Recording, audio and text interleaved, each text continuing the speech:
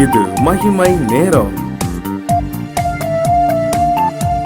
நம்முடைய கர்த்தரும் இரட்சகருமாகிய இயேசு கிறிஸ்துவின் ஈடு நேற்று நாமத்தினாலே மகிமை டிவி நேயர்களை நான் வாழ்த்துகிறோம். பிரியமானவர்களே, இந்த நாளிலும் கர்த்தராலே காரியம் வாய்க்கும். நம்முடைய காரியம் வாய்க்க வேண்டும் என்றால் நாம் என்ன செய்ய வேண்டும் என்பவைகளை குறித்து நாம் தியானித்து வருகிறோம். முதலாவதாக நாம் கர்த்தரை தேட வேண்டும். முழு இருதயத்தோடும் முழு ஆத்துமாவோடும் தேட வேண்டும். ஒரு மனதாக அவரை தேட வேண்டும். அப்படி தேடும் பொழுது நம்முடைய காரியங்கள் வாய்க்கும். நம்முடைய வழிகளை, நம்முடைய செய்கைகளை எல்லாம் கர்த்தருக்கு ஒப்புவித்து அவர் மேல் நம்பிக்கையாக நாம் இருக்க வேண்டும். நம்பிக்கையோடு பொறுமையாக நாம் காத்திருக்க வேண்டும். அப்பொழுது அவர் நம்முடைய வழிகளை வாய்க்க பண்ணுவார். நாம் கர்த்தர் நம்மோடு கூட இருந்தால் நம்முடைய எல்லா காரியங்களும் வாய்க்கும். நம் கர்த்தர் நம்மோடு கூட இருக்க வேண்டும் என்றால் நாம் கர்த்தரோடு கூட இருக்க வேண்டும். மேலான காரியங்களை கர்த்தர் நமக்கு செய்வார். மனுஷனால் எட்டக்கூடாத பெரிய அதிசயங்களையும் கர்த்தர் நமக்கு செய்வார் என்பவைகளை குறித்து நாம் தியானித்தோம். கர்த்தருடைய வார்த்தைகளையும் வசனங்களையும் நாம் கை கொண்டு அதன்படி நடக்க நம்மை ஒப்பு கொடுக்கும் பொழுது கர்த்தர் நம்முடைய காரியங்களை வாய்க்க செய்வார் என்பவைகளை எல்லாம் குறித்து நாம் தியானித்தோம். இந்த நாளிலும் நம்முடைய காரியங்கள் வாய்க்கப்பட வேண்டும் என்றால் அவருடைய கட்டளைகளின்படி நாம் நடக்க வேண்டும். அவருடைய கட்டளைகளை அறிந்து பெரிய காரியமானாலும் சிறிய காரியமானாலும் அவருடைய யோசனைகளுக்கு காத்திருந்து செயல்படும் பொழுது அவர் நம்மை திடப்படுத்தி எல்லா தடைகளையும் நீக்கி அந்த காரியங்களை வாய்க்க செய்வார் என்பதை குறித்து நாம் தியானிக்க இருக்கிறோம்.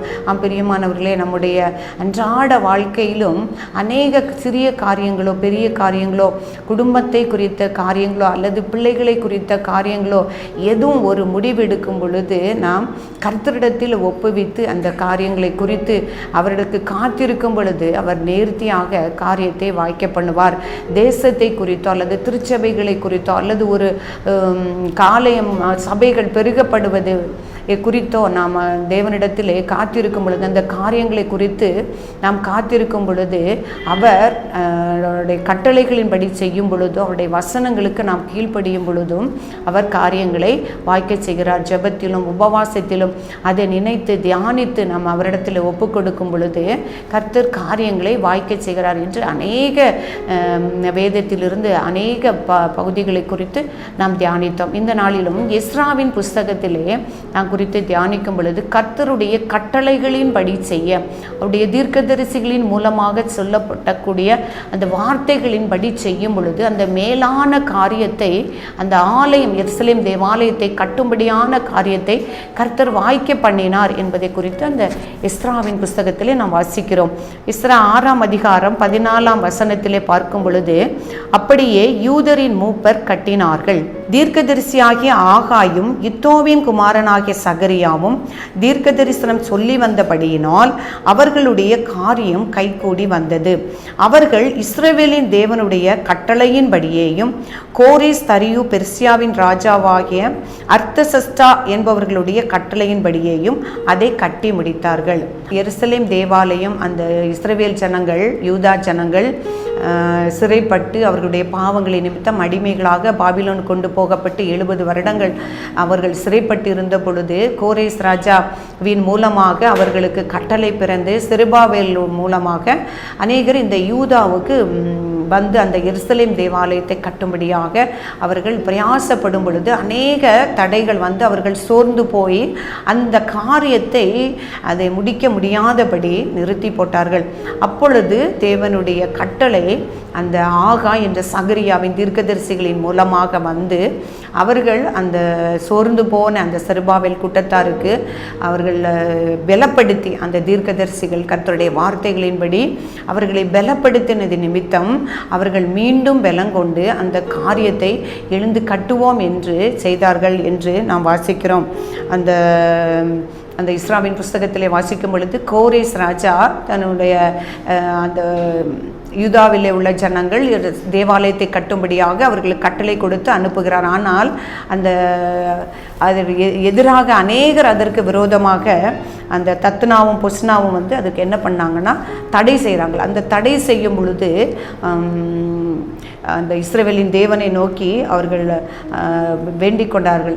அப்பொழுது அரசாண்ட அந்த தரியு ராஜா என்ன செய்கிறார் அப்படின்னா, இதற்கு முன்னதாக கொடுக்கப்பட்ட எல்லா கட்டளைகளையும் குறித்து அதை வாசிக்கும் பொழுது அந்த கோரேஸ் ராஜா அவர்களுக்கு வழிவிட்டு அனுப்பினது எல்லாம் வாசித்து திரும்பவுமாக அந்த யூதா ஜனங்களுக்கு தடை செய்யாதபடிக்கு அந்த தடைகள் எல்லாவற்றையும் நீக்கும்படிக்கு அந்த காரியங்கள் அவர்கள் செய்ய அவர்களுக்கு கட்டளை கொடுக்கிறார். அந்த எஸ்ரா 6ஆம் அதிகாரத்திலே 8ஆம் அதிகாரத்தில் பார்க்கும் பொழுது, தேவனுடைய ஆலயத்தை யூதரின் மூப்பர் கட்டும் விஷயத்தில் நீங்கள் அவர்களுக்கு செய்யத்தக்கதாய் நம்மால் உண்டான கட்டளை என்னவென்றால், அந்த மனிதர்களுக்கு தடை உண்டாகாதபடிக்கு நதிக்கு அப்புறத்தில் வாங்கப்படும் பகுதியாகிய ராஜாவின் திரவியத்திலே அவர்களுக்கு தாமதம் இல்லாமல் செல்லும் செலவுக்கு கொடுக்க வேண்டும் என்று சொல்கிறார். அந்த தத்னாவும் பொஸ்னாவும் என்ன செய்கிறாங்க அப்படின்னா, இப்படி யூதாவிலிருந்து வந்த ஜனங்கள் இங்கே தேவாலயத்தை கட்டுறாங்க. ஏற்கனவே இந்த பட்டணத்து ஜனங்கள் கலகம் உண்டாக்கினவர்கள், அவங்க பகுதி கெட்டாதவங்கள், அதனால அவங்களுக்கு இதை கட்டுவதற்கு நம்ம தடை செய்யணும் அப்படின்னு சொல்கிறாங்க. ஆனால் அவங்க தீர்க்கதரிசிகளின் மூலமாக அவர்கள் தேவனுடைய கட்டளைகளுக்கு கீழ்ப்படிந்தது நிமித்தம் அந்த தரியு ராஜா, நீங்கள் அவங்களுக்கு தடை செய்யக்கூடாது, எல்லா திரவியங்களையும் நீங்கள் அவங்களுக்கு கொடுக்கணும் அப்படின்னு சொல்லி. அப்போ அந்த எஸ்ராவை குறித்து நான் பார்க்கும் பொழுது, அவன் நியாயப்பிரமாணத்திலே தேறினவனாக இருந்தான். கர்த்தருடைய கட்டளையின்படி செய்ய அவன் செய்தானா மனதாக இருந்தான். அதனால் அவர் அந்த பெரிய காரியத்தை, அந்த எருசலேம் தேவாலயத்தை கட்டி அவர்கள் பிரதிஷ்டை பண்ண கர்த்தர் அனுக்கிரகம் செய்தார். பிரியமானவர்களை, இன்றைக்கும் நாம் தடைப்பட்டிருக்கிற காரியங்கள் யாவற்றையும் குறித்து நாம் சோர்ந்து போகாமல் அவருடைய பாதத்திலே காத்திருந்து கர்த்தருடைய கட்டளையை அறிந்து கொள்ளும்படியாக தீர்க்கதரிசிகளும் ஊழியக்காரர்களும் உபவாசித்து ஜெபித்து அதை அறிந்து அவருடைய கட்டளைகளுக்கு கீழ்ப்படிந்து நடக்கும் பொழுது பெரிய காரியத்தை நம்முடைய வாழ்க்கையிலும் கர்த்தர் செய்வார். இதை கேட்டுக்கொண்டிருக்கிற பிரியமானவர்களை, இந்த நாட்களில் நாம் தியானித்த அந்த கர்த்தரே காரியங்களை வாய்க்க பண்ணுவார், பெரிய காரியங்களை செய்வார், எண்ணி முடியாத அதிசயங்களை செய்வார்.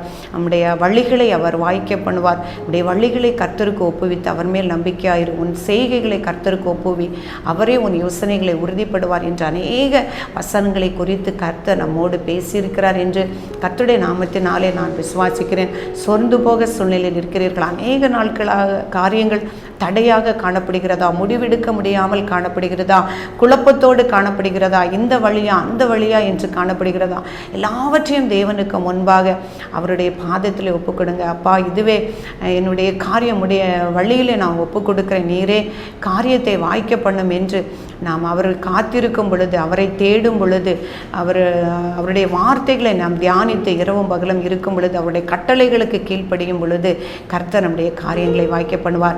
சிறிய காரியமோ பெரிய காரியமோ அவருக்கு இது லேசான காரியம். கொஞ்சம் பேரை கொண்டாயிலும் அநேக பேரை கொண்டாயிலும் ரட்சிக்க அவருக்கு தடையில்லை என்று சொன்னது போல எல்லா காரியங்களிலும், உலக பிரகாரமான காரியங்கள் ஆனாலும் சரி, ஆவிக்குரிய காரியம் ஆனாலும் சரி, கர்த்தர் அதை நமக்கு வாய்க்க செய்வார். ஒவ்வொருவருக்கும் அப்படிப்பட்ட கிருபையை கர்த்தர் தரும்படியாய் ஜெபிக்கிறேன். என்னென்ன காரியங்கள் உங்களை கேட்டுக்கொண்டிருக்கிற பிள்ளைகளுக்கு தடைகளாக நினைக்கிறீர்களோ, இப்பொழுது அவர் அந்த தடைகளை எல்லாவற்றையும் மாற்றி உங்களுக்கு காரியங்களை வாய்க்க செய்வார். நாம் ஜெபிப்போம். இரக்கமும் கிருபை நிறைந்த எங்கள் அன்புள்ள ஆண்டவரே, ஸ்தோத்திரம் அப்பா, உம்மை துதிக்கிறோம் ஆண்டவரே. உம்முடைய வார்த்தைகளையும் உம்முடைய வசனங்களையும் தியானிக்கவும் கர்த்தர் நீங்கள் கொடுத்த கிருபைக்காக உமக்கு நன்றி செலுத்துகிறேன். கர்த்தரையே காரியங்களை வாய்க்க செய்வார். அவராலேயே காரியம் வாய்க்கும். எங்களுடைய காரியம் வாய்க்க வேண்டும் என்றால் நாங்கள் என்ன செய்ய வேண்டும் என்று வேதத்தில் இருந்து ஆண்டவரே நாங்கள் தியானிக்க நீர் கொடுத்த கிருபைக்காக நன்றி செலுத்துகிறோம் அப்பா. மனுஷர்களையும் ஆண்டவரே நாடி தேடாதபடி, எங்களுடைய சுய பலம், சுய ஞானம், சுய யோசனையை நாங்கள் நாடாதபடி கர்த்தரிடத்தில் வழிகளை ஒப்புவித்து கர்த்தர் மேல் நம்பிக்கையாய் இருந்து கர்த்தரை தேடி கர்த்தருடைய வார்த்தைகளுக்கு கீழ்ப்படிந்து கர்த்தருடைய கட்டளைகளுக்கு கீழ்ப்படிந்து ஆண்டவரே ஸ்தோத்திரம் காரியங்களை நாங்கள் வாய்க்க செய்ய கர்த்தர் எங்களுக்கு கிருபை தாருங்க சுவாமி.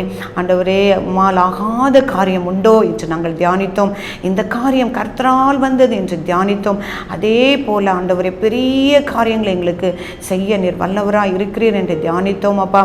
அப்படிப்பட்ட கிருபையை நம்முடைய பிள்ளைகளுக்கு கொடுத்து நீர் வாய்க்க செய்து வழி நடத்தும்படியாய் ஜெபிக்கிறோம். எங்களை தாழ்த்தி அர்ப்பணிக்கிறோம். மீட்பர் இயேசு கிறிஸ்து மூலம் ஜெபிக்கிறோம் நல்ல பிதாவே.